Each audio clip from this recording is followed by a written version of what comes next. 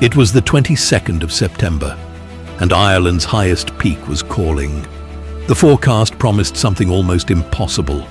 No wind, a clear sky, and the hope of sunrise.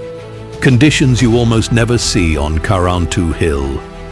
I asked my girlfriend to take the day off, and together we drove through the night toward Killarney.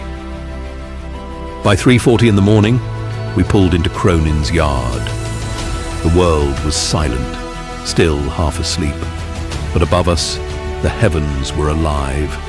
The Milky Way arched across the sky like a painted river of light. Stars so sharp you could trace the edges with the naked eye.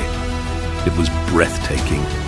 I still regret not having professional gear to capture it, but maybe that regret is part of the magic. Some moments aren't meant to be filmed. They're meant to be lived.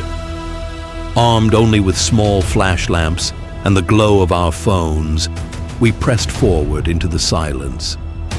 The trail wound through the Devil's Ladder, a path of loose rock and running water. Streams cut across our way.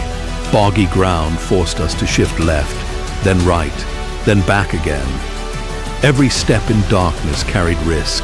Every sound sharpened our focus. And then, suddenly, the trail was gone. In front of us loomed a cliff, steep, unforgiving. A mistake could have ended it all.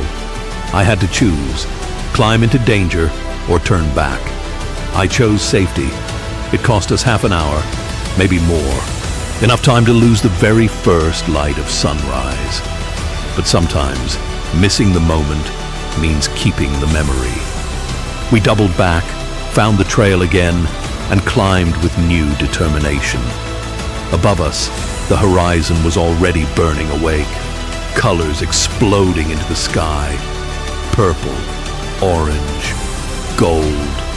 The world stirring with light. Exhaustion pressed heavy on our bodies, but the mountain kept calling us forward, step after step, towards something unforgettable.